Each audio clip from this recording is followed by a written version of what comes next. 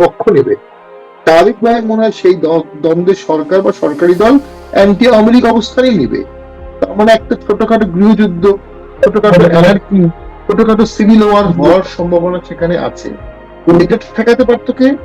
Police. সেই police তো already hugely demoralised. তাহলে আপনাকে আর্মি এঙ্গেজ করতে হবে টোটালি। ইতিমধ্যে 23শে জুন আওয়ামী লীগের মানে ফিরে আসার মিছিলের হুমকিতে কিন্তু আর্মি ডিপ্লয় করা হয়েছে 23শে জুন। সরকারের মাত্র 4 মান্থে আর্মি ডিপ্লয় হয়ে গেছে। তাহলে সরকারের 8 মান্থ ডিসেম্বরে গিয়ে আরো লার্জ স্কেল হয়তো আর্মি ডিপ্লয়মেন্ট করতে হবে।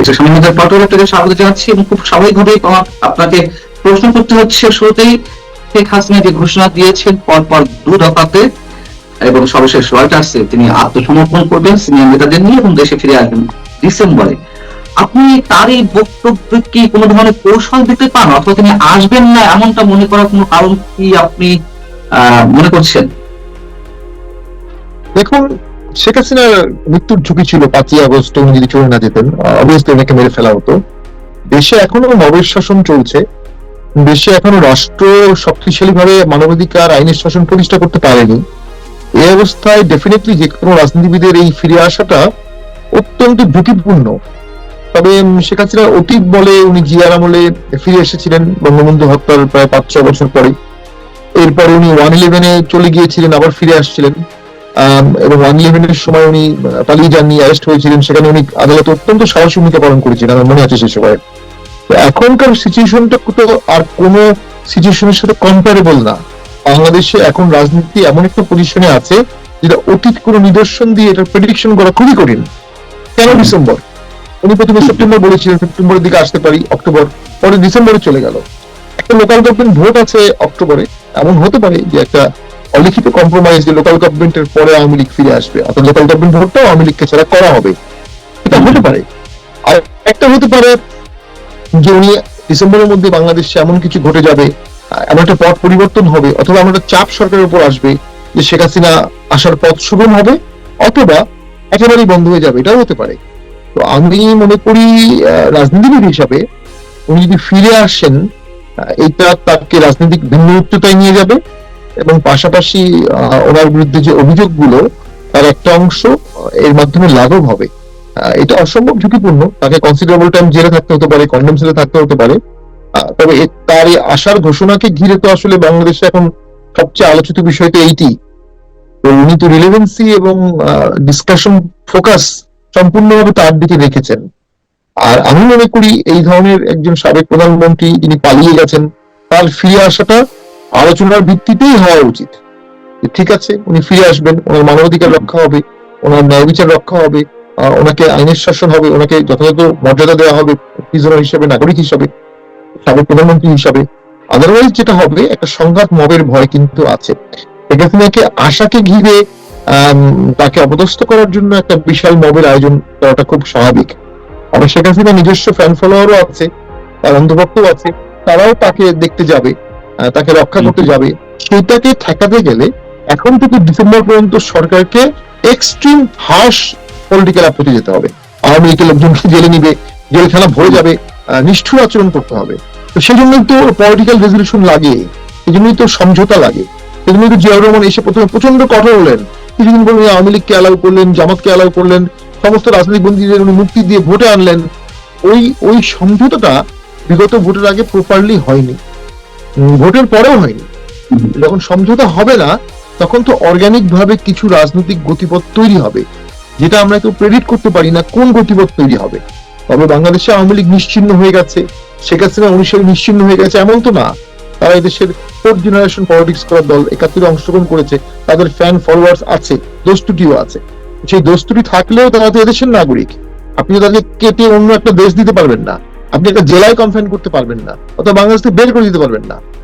আরেকটা সম্ভাবনা আছে, শেখ হাসিনা আসতে চাইলেও সরকার নিতে যাবে না, সরকারই বলবে এন্ট্রি দেওয়া হবে না, এন্ট্রি দেওয়া যাবে না। এই সম্ভাবনাটা আমি উড়িয়ে দিতে পারছি না।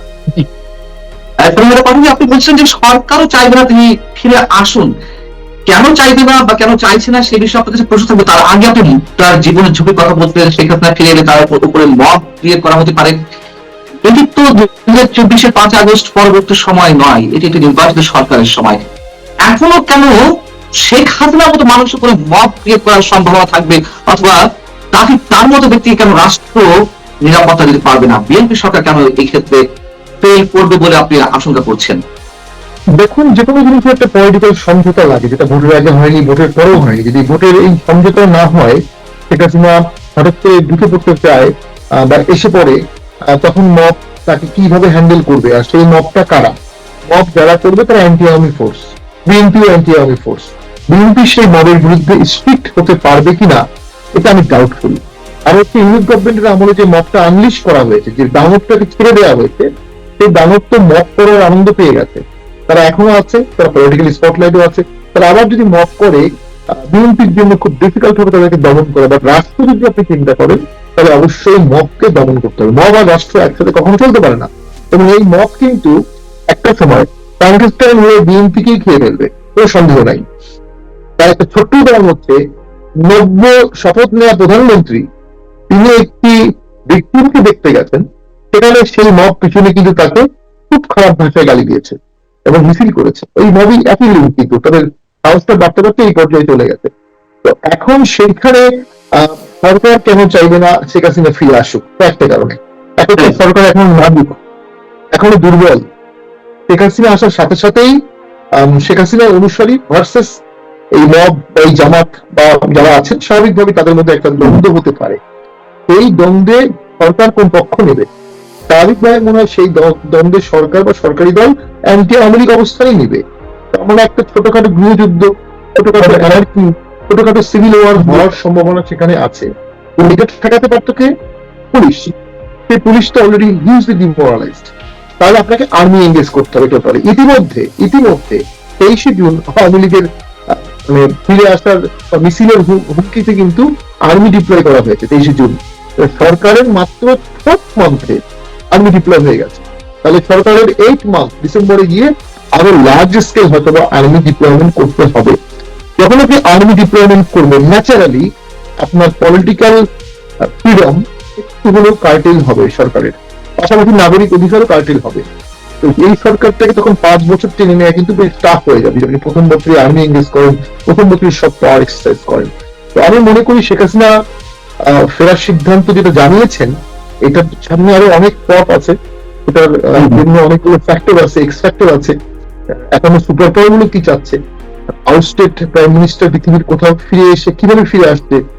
Sri Lanka is a good example. Sri Lanka কিন্তু আবার তারাই ফিরে আসছে, কিন্তু শ্রীলঙ্কা কিন্তু ওই সময় আন্দোলনের সময় রক্তপাত হয়নি, যেটা আমাদের এখানে আন্দোলনের সময় ছাত্রদের রক্ত ঝরেছে।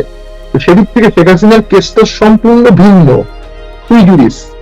এবং সেটা আমরা কেউ জানুয়ারি মাস না আসা পর্যন্ত আসলে বলতে পারবো না ডিসেম্বরে কি হয়েছে, কি হবে। মানে সরকার এখানে ফিরে আসুক এটি চাইবে না, ঠিক আছে, আপনি যে যুক্তি দিয়েছেন, কিন্তু এনসিপি বা জামাতে ইসলামী কেন চাইবে না, বা তারা কেন চাইছে না? তাদের যে বক্তব্য আমরা দেখছি, একটা অ্যাভয়েডিং বক্তব্য তারা দিচ্ছে, তারা সরাসরি এই বিষয়ে কোনো কথা বলছে না, ঘুরিয়ে পিছিয়ে বলছে যেটি আদালতের বিষয়, ভারতের বিষয়, সরকারের বিষয় মানে শেখ হাসিনা কোনো পক্ষ না। এই ধরনের উদ্ভট সব মন্তব্য কেন করছে? দেখুন, শেখ হাসিনা যদি ফিরে আসার সিদ্ধান্ত নেয়, তাকে মেরে ফেলা হতে পারে, তার ফাঁসি হতে পারে, তাকে মদ পিটিয়ে মারতে পারে, তার জেলখানায় মৃত্যু হতে পারে। কিন্তু একটা বিষয় কিন্তু ঘটবে, দেশের মানুষ কিন্তু ভিকটিমের পক্ষ নেয়। তখন শেখ হাসিনা ন্যাচারালি একটা পলিটিক্যাল ভিকটিম প্রসিকিউশন হিসাবে একটা থিওরি দাঁড়িয়ে যাবে, এবং শেখ হাসিনার পলিটিক্যাল উচ্চতা বেড়ে যাবে, এবং তার যে স্টিগমাটাইজেশন আছে এই 16 বছরে, তার একটা অংশ কেটে যাবে। এই সুযোগটা স্বাভাবিকভাবে জামাত, বিএনপি, এনসিপি না দেওয়ারই কথা, কারণ এর মাধ্যমে শেখ হাসিনা তার তৃতীয় গৌরব কিছুটা হলেও ফেরত পাবেন। পুরোপুরি পাবেন এটা আমি বলবো না। এবং এটা সাহসী সিদ্ধান্ত হবে, মানুষ সাহসী রাজনীতিবিদ দেখতে চায়। সেইটার একটা এক্সাম্পল যখন শেখ হাসিনা করবেন, এটা আওয়ামী লীগের জন্য একটা বড় পলিটিক্যাল ক্যাশ হবে। তো সুষ্ঠু পলিটিক্যাল বিচারে জামাত, এনসিপি, বিএনপি আওয়ামী লীগকে একটা পলিটিক্যাল ট্রাম্প কার্ড বা ক্যাশ তো দিতে চাবে না, এটাই খুব স্বাভাবিক হবে। খুব ভালো হতো যদি সংসদের প্রথম দিনেই মাননীয় প্রধানমন্ত্রী বলতেন সকলের বিচার হবে, কিন্তু আওয়ামী লীগ রাজনীতি করতে পারবে, দেশে শান্তি ফিরে আসতো, সমঝোতা ফিরে আসতো। আওয়ামী লীগও তখন অনকম্প্রোমাইজ রাজনীতি করতে বাধ্য হতো।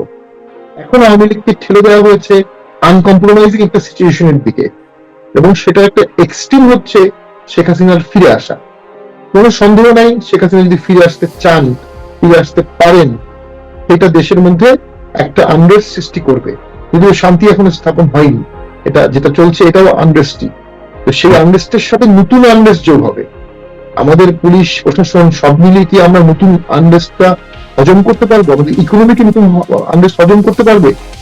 যারা বলছেন যে তিনি আসলে ফিরবেন না, এটি তার রাজনৈতিক স্টান্টবাজি, এটি তার একটি অপকৌশলের অংশ, আপনি কি এমনটা মনে করেন? মানে কোথাও এই ধরনের কোনো কৌশল তার রয়েছে, আসলে তিনি আসবেন না, এটি একটা প্রপাগান্ডা চালাচ্ছেন বা এক ধরনের কৌশল? দেখুন, রয়টার্সকে উনি স্পষ্ট করে একটা ডেট দিয়ে বলেছেন, এটাকে অপকৌশল বলার সুযোগ নাই। তবে প্রশাসনিক ভাবে আদৌ উনি আসতে পারবেন কিনা, এটা তো আমি আইনজীবী হিসেবে মনে করি ডিফিকাল্টি। তার পাসপোর্ট নাই, পাসপোর্ট ব্যান। তিনি এখন বাংলাদেশে ঢুকতে গেলে তো বাংলাদেশ বর্ডার গার্ডস তাকে কিভাবে রিসিভ করবে? এটার তো একটা অফিসিয়াল এক্সিকিউটিভ প্রসেস আছে। তো এই জিনিসটার একটা অংশ তো বাংলাদেশ সরকারের হাতেও নির্ভরশীল। বাংলাদেশ সরকার কি চাচ্ছে এটা আছে, তো সেইটা তো আসলে এমন হতে পারে উনি আসতে চাচ্ছেন বা বলছেন আমি আসতে চাচ্ছি, কিন্তু দেখা যাবে প্রশাসনিক ভাবে উনি আসতে পারবেন না, এটাও হতে পারে। তবে উনি একেবারে ফাঁকা বলে দিয়েছেন পলিটিক্যালি, এটা আমার মনে হয় না। ওনার ফিরে আসার ইচ্ছা আছে বলেই মনে হচ্ছে, এবং ফিরে আসা বা আওয়ামী লীগের ফিরে আসা ছাড়া তো আওয়ামী লীগের আসলে খুব বেশি অপশন রাখা নেই। আওয়ামী লীগকেও তো নর্মালাইজ হতে হবে, নর্মালাইজ করতে হবে, তো সেটা একটা ধাপ এটা হতে পারে। আমার আমার একটি প্রশ্ন, যে অনেকেই বলে থাকেন, যেমন আপনি কেবলও বললেন যে যারা অভ্যুত্থানের মুখে বিদায় নেয় বা যে সরকারগুলোর পতন ঘটে তারা আর সহজে ফেরে না, এরকম কোন নজির আপাতত বা সাম্প্রতিক অতীতে আমাদের সামনে নেই।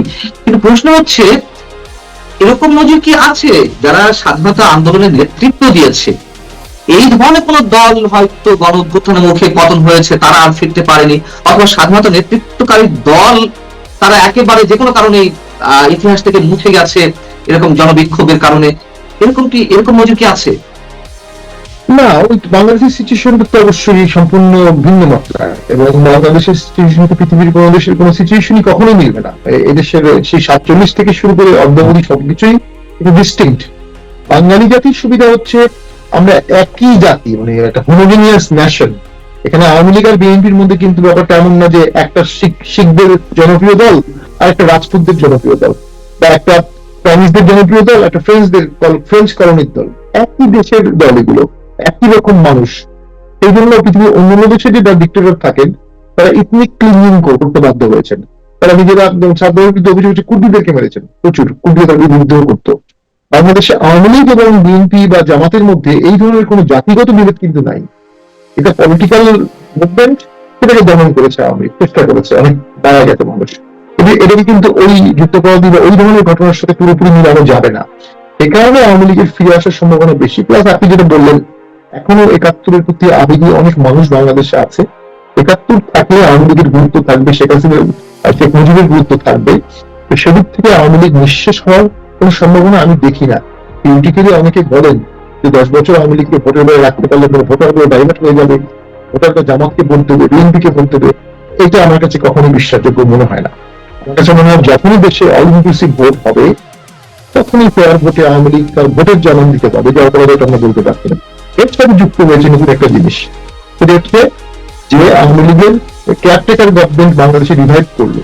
তো পরবর্তী ভোট যদি কেয়ারটেকার গভর্নমেন্টের অধীনে হয় এবং সেখানে যদি অল ইনক্লুসিভ ভোট হওয়ার সম্ভাবনা থাকে, তাহলে কিন্তু সেখানে একটা বড় পক্ষ হিসাবে আওয়ামী লীগের ভালো করার সম্ভাবনা থাকবে। তো সেটি আদৌ হবে কিনা আমরা স্টিল ডাউটফুল। আপনার শেষ যে বিষয় জানতে হচ্ছে যে ট্রাভেল পাসের একটি তো বিষয়, যেহেতু তিনি নিজে ফিরতে চাইছেন সেহেতু সরকারের পক্ষ থেকে একটা ট্রাভেল পাসের ব্যবস্থা করলেই হয়ে যায়, কিন্তু সে বিষয়ে এখনো পর্যন্ত সরকারি পর্যায়ে যারা নীতি নির্ধারণী পর্যায়ে আছেন তারা টু শব্দটি করেননি, বরং সরকারের বিভিন্ন পর্যায় থেকে ইনক্লুডিং জামাত এবং এনসিপি অনেকে বলছেন যে এগুলো কথার কথা, তিনি আসলে আনবেন না। কিন্তু ট্রাভেল পাস নিয়ে কোনো কথা হচ্ছে না। যখন এটি মানুষের কাছে প্রমাণিত হবে যে সরকারই চায় না যে তিনি ফিরে আসুন বা তার ট্রাভেল পাসের কোনো ব্যবস্থা করা হচ্ছে না, সেক্ষেত্রে সরকারের ইমেজ কোথায় যাবে? সেটা সম্ভাবনা উড়িয়ে দেওয়া যাচ্ছে না যে সরকারি চাবে না, সরকারি তাকে এন্ট্রি দিবে না, এটা একেবারে আমরা উড়িয়ে দিতে পারি। তখন হয়, তখন স্বাভাবিকভাবেই আওয়ামী লীগের ইমেজ কিছুটা বাড়বে, শেখ হাসিনার ইমেজ কিছুটা বাড়বে, সরকারি ইমেজ কিছুটা কমবে। বর্তমান সরকার আসলে এমন একটি ক্রিটিক্যাল জাংশনে আছে, তার পক্ষে সিদ্ধান্ত নেওয়া খুব কঠিন। উনি যে সিদ্ধান্তই নেবেন সেটা রিস্ক ফ্যাক্টর অনেক বেশি। তো উনি যদি আওয়ামী লীগকে রিভাইভ করেন, জামাত এনসিপি তাকে আওয়ামী লীগ রিভাইভের দায়ে দুষ্ট করবে। উনি যদি আওয়ামী লীগকে রিভাইভ না করেন, রিভাইভ না করার যে অ্যান্সিলিয়ারি হ্যাসেল গুলো আছে, হ্যাভক্স গুলো আছে, সেগুলো এই সরকারকেই ফেস করতে হবে। এবং আওয়ামী লীগকে রিভাইভ না করলে, আওয়ামী লীগ রিভাইভ হতে চাইলে এটা কঠোর হাতে দমন করার দায়টাও সরকারের হাতে পড়ে যাবে। সেই জন্য সরকার কিং কর্তব্য বিমূঢ় হয়ে আছে এখন পর্যন্ত 4 মাস, হয়তো আরো 4 মাস থাকবে। তো এক পর্যায়ে সরকারকে অবশ্যই একটা টাইপ নিতে হবে। পলিটিশিয়ান হিসেবে আমার ইনভিটেশন থাকবে, সরকার উদারতার দিকে চলে যাক, দেশটা বাঁচুক, সবাইকে নিয়ে দেশ করুক। তবে রাজনীতির নিষ্ঠুর খেলা বলে এই বিষয়ে অন্তত শেখ হাসিনা ইস্যুতে আমার মনে হয় সরকার, এনসিপি এবং জামাত তারা একত্রেই সিদ্ধান্ত নেবে আওয়ামী লীগ এবং শেখ হাসিনা বিষয়ে, যেটাই নেই পক্ষে বিপক্ষে। তাকে বাধা দেওয়ার আইনগত অধিকার আসলে সরকারের নাই। শেখ হাসিনা দেশে আসতে চাইলে তাকে বাধা দেওয়া, কারণ তার নাগরিকত্ব নিয়ে কোনো প্রশ্ন নাই, তারপর ডিসপুটেড সিটিজেনশিপের ইস্যু নাই, তার বিরুদ্ধে বিচার চলছে বাংলাদেশে অনেকগুলো। সেক্ষেত্রে তাকে আসতে না দেওয়া বিচার কার্যক্রমকেও প্রতিহত করবে এবং বিচার কার্যক্রমকে প্রশ্নবিদ্ধ করবে। আইনগতভাবে সরকার তাকে অ্যালাউ করতে বাধ্য যদি তিনি আসতে চান। আজকের থাম্বনেলে দেখেই বুঝতে পেরেছেন আলোচনার বিষয়। তারেক রহমান কি ঘাতকের নিশানায়? বাংলাদেশের গুপ্ত হত্যার ইতিহাস কি আবার নিজেকে পুনরাবৃত্তি করতে চলেছে? এই বিষয় নিয়ে এখনকার আলোচনা। বাংলাদেশের রাজনীতিতে একটি কথা বারবার শোনা যায়, এই দেশের ক্ষমতার সবচেয়ে বিপজ্জনক জায়গা হচ্ছে ক্ষমতার শীর্ষে থাকা। কারণ এই দেশের ইতিহাসে এমন একাধিক অধ্যায় রয়েছে যেখানে রাষ্ট্রপতি কিংবা রাষ্ট্রপ্রধানকে হত্যা করেছে বাইরের শত্রু নয়, বরং রাষ্ট্রযন্ত্রেরই একাংশ। শেখ মুজিবুর রহমান, জিয়াউর রহমান দুজনের হত্যাকাণ্ডেই বিদ্রোহী সেনা কর্মকর্তাদের সম্পৃক্ততার প্রমাণ ইতিহাসে প্রতিষ্ঠিত। আজ আবার নতুন করে একটি প্রশ্ন উঠছে, বাংলাদেশের বর্তমান প্রধানমন্ত্রী তারেক রহমান কি সেই একই ধরনের বিপদের মুখে? সম্প্রতি এক প্রাক্তন সেনা কর্মকর্তা, যিনি অতীতে জিয়াউর রহমানের খুবই ঘনিষ্ঠ ছিলেন বলে পরিচিত, তিনি দাবি করেছেন যে তিনি একসময় জিয়াউর রহমানকে ঢাকার বাইরে রাত্রি যাপন না করার পরামর্শ দিয়েছিলেন।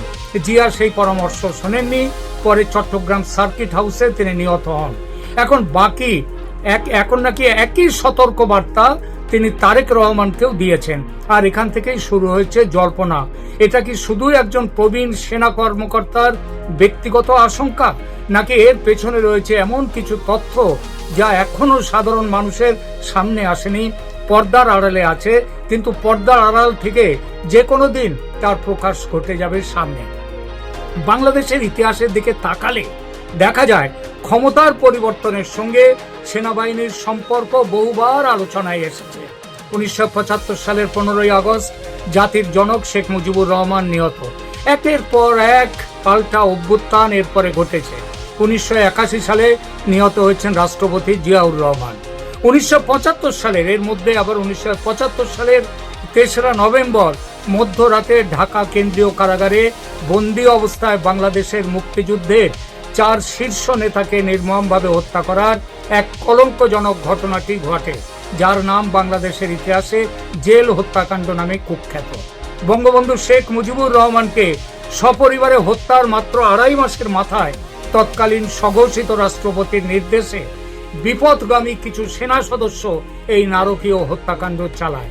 এই হত্যাকাণ্ডে নিহত হয়েছিলেন 4 জাতীয় নেতা যারা ক্ষমতার শীর্ষে ছিলেন।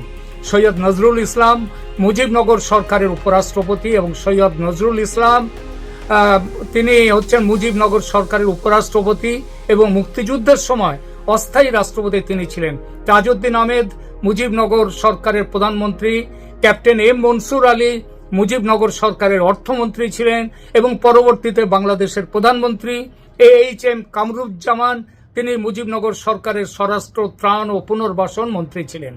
এই 4 হত্যাকাণ্ডের মূল উদ্দেশ্য ছিল সদ্য স্বাধীন বাংলাদেশকে নেতৃত্বহীন করা ও মুক্তিযুদ্ধের চেতনা থেকে বিচ্যুত করা। কারা করেছিল পাকিস্তানপন্থী যারা মুক্তিযুদ্ধের বিরোধী ছিল, সেই শক্তিরা। ঐতিহাসিক এই দিনটিকে বাংলাদেশে প্রতি বছর জেল হত্যা দিবস হিসেবে পালন করা হতো, কিন্তু 24 জুলাই অভ্যুত্থানের পর সেদিনটি ভুলিয়ে দেওয়া হয়েছে বাংলাদেশের মানুষকে। ইতিহাসের এই ঘটনাগুলি বাংলাদেশের রাষ্ট্র ব্যবস্থাকে দীর্ঘদিন প্রভাবিত করেছে। এই কারণেই যখন কোনো প্রাক্তন সামরিক কর্মকর্তা সম্ভাব্য নিরাপত্তা ঝুঁকির কথা বলেন, তখন স্বাভাবিকভাবেই মানুষের আগ্রহ তৈরি হয়। কিন্তু এখানে একটি গুরুত্বপূর্ণ প্রশ্ন আছে, কোন সংবাদ মাধ্যম, আন্তর্জাতিক সংবাদ মাধ্যম কে কি বলছে না বলছে এখানে কিচ্ছু যায় আসে না। কারণ আগেই বলেছি, ঘটনা থাকে প্রথমে পর্দার আড়ালে, কার্পেটের নিচে থাকে, একসময় কার্পেট থেকে বেরিয়ে আসে, পর্দার আড়াল ছেলে বেরিয়ে আসে। তার মানে এই নয় যে পর্দার আড়ালে আছে বলে কোনো কিছু হচ্ছে না, তা নয়, তা হচ্ছে। এই এত আশঙ্কা কেন?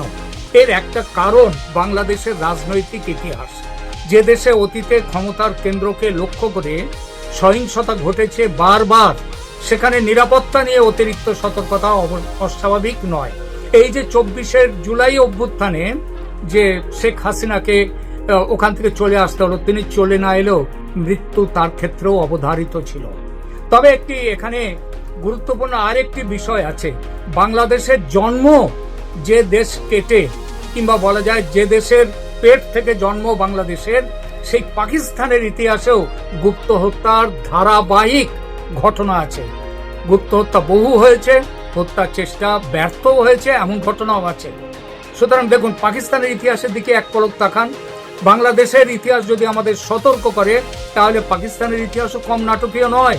দুই দেশের জন্ম একই রাষ্ট্র থেকে, দুই দেশের জন্ম মানে ভারত কেটে হয়েছে, কিন্তু ভারতে এই ধরনের ব্যাপার কিছুই নেই। কারণ সেনাবাহিনীর ভূমিকা ভারতে সেনাবাহিনীর জায়গাতেই রাখা হয়েছে। সামরিক এবং বেসামরিক ক্ষমতা কোনটা কার ক্ষমতা, সেটা সেইখানে নির্দিষ্ট করা। পাকিস্তানের ইতিহাসে আমরা দেখি, ক্ষমতার শীর্ষে থাকাটা কখনোই নিরাপদ ছিল না। 1951 সালে পাকিস্তানের প্রথম প্রধানমন্ত্রী লিয়াকত আলী খান জনসভায় আততায়ীর গুলিতে নিহত হন। আজও কে হত্যাকারী, কার ষড়যন্ত্র, কিচ্ছু বাইরে আসেনি।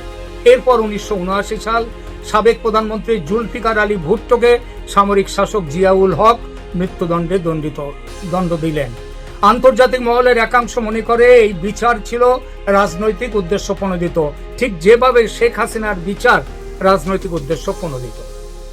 তার কি হলো? জুলফিকার আলী ভুট্টোকে ফাঁসিতে ঝরানো হলো। 1988 সালে পাকিস্তানের সামরিক শাসক ও সেনাপ্রধান জেনারেল জিয়াউল হক, যিনি ভুট্টোকে ফাঁসিতে ছড়িয়েছিলেন, তার বিমান আকাশেই বিধ্বস্ত হয়, তিনি নিহত হন। এটা ছিল স্পষ্ট নাশকতা, কোনো দুর্ঘটনার গল্প নেই। মার্কিন রাষ্ট্রদূত আর্নাল্ড রাফেল, তিনিও সেই বিমানে ছিলেন এবং তিনিও নিহত হন।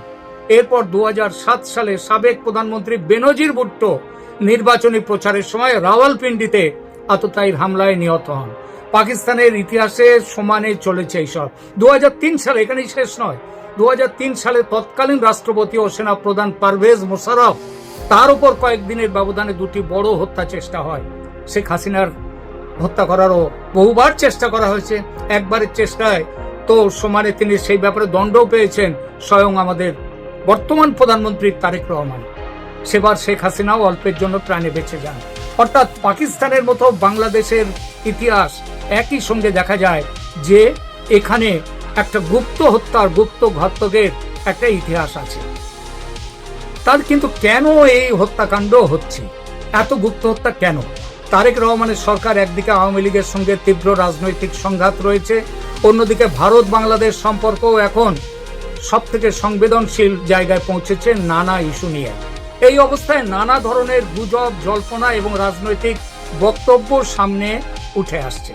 সবচেয়ে বিতর্কিত প্রশ্নে আসা যাক, যদি সত্যি তারেক রহমানের হত্যাকাণ্ডের কোনো চেষ্টা হয়ে থাকে, যদি সেরকম সম্ভাবনা যদি থাকে, তাহলে সেই ষড়যন্ত্র কারা করতে পারে? এখানে একটা বিষয় পরিষ্কার করা জরুরি। প্রকাশ্য তথ্যের ভিত্তিতে বর্তমানে কোনো নির্দিষ্ট ব্যক্তি, গোষ্ঠী বা প্রতিষ্ঠানের বিরুদ্ধে এমন অভিযোগের সমর্থনে বিশ্বাসযোগ্য কোনো প্রমাণ নেই। এটা হত্যার আগে থাকে না। মুজিবুর রহমানকে বারবার তাকে সাবধান করে দেওয়া হয়েছিল যে তার বিরুদ্ধে ষড়যন্ত্র কিন্তু চলছে। মুজিবুর রহমান তিনি সেখানটায় তিনি কান দেননি, অর্থাৎ তিনি সরকারের প্রধান হয়েও তিনি কোনো রকম আঁচ পাননি যে তাকে হত্যা করা হতে পারে। অর্থাৎ যতক্ষণ না নিহত হচ্ছে কেউ, ততক্ষণ বোঝা যায় না ষড়যন্ত্র।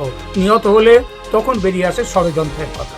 এখন এই কোনো দেশের সরকার প্রধানের বিরুদ্ধে হুমকি থাকলে বা বিভিন্ন উৎস থেকে তার হুমকি আসতে পারে, উগ্রপন্থী সংগঠনগুলো দিতে পারে, সহিংস রাজনৈতিক গোষ্ঠীরা হুমকি দিতে পারে, কোনো একক হামলাকারী বা অন্য কোনো নিরাপত্তা ঝুঁকি সেগুলোও থাকতে পারে, কিন্তু প্রমাণ ছাড়া কোনো কাউকে আমরা প্রথমেই সম্ভাব্য হত্যাকারী হিসেবে চিহ্নিত করতে পারি না। কিন্তু এটা ঠিক, বাংলাদেশের যা ইতিহাস, যা পরম্পরা, সেখানে তারেক রহমান এবং তারেক রহমানের বিরুদ্ধে এখন যদিও তিনি নিজে বাঁচবার জন্য চীন এবং পাকিস্তানের সাথে খুব ভালো সম্পর্ক তৈরি করছেন, কিন্তু তিনি বাঁচতে পারবেন বলে অনেকেই মনে করছে না, যার জন্যই তাকে নিষেধ করা হয়েছে যে তিনি যেন ঢাকার বাইরে রাত্রি না কাটান। কিন্তু ঢাকার ভেতরে থাকলেই কি তিনি নিজের জীবন বাঁচাতে পারবেন? শেখ মুজিবুর রহমানের হত্যা তো ঢাকার ভেতরেই হয়েছিল, সেনাই করেছিল তার হত্যা, তার নিজের বাসভবনে হত্যা করেছিল। সুতরাং ঢাকার বাইরে গেলে, হ্যাঁ ঢাকার বাইরে গেলে যে বাঁচবেন এমন কথা নেই, কিন্তু ঢাকার ভেতরে থাকলে অন্তত যে বাইরে গেলে যতটা আশঙ্কা থাকে সেই আশঙ্কার পরিমাণটা হয়তো কিছুটা কমে। এর মধ্যে সামাজিক মাধ্যমে কারা হত্যা করতে পারে এই নিয়ে অনেক কথা ঘুরছে, অনেক কথা সামাজিক মাধ্যমে ঘুরছে। কেউ বলছেন এটাকে পাকিস্তান তাকে হত্যা করতে পারে। কারণটা কি? কারণ পাকিস্তানের উদ্দেশ্য, আমেরিকার উদ্দেশ্য ছিল যে জামাতকে ক্ষমতায় নিয়ে আসা, কিন্তু তা তো আসেনি। আর তারেক রহমানকে দিয়ে হয়তো পুরো কাজটা হচ্ছে না ঠিক মতো করে, যদিও তিনি খুবই চেষ্টা করছেন পাকিস্তানের গুডবুকে থাকার, কিন্তু সেটা হয়তো হচ্ছে না।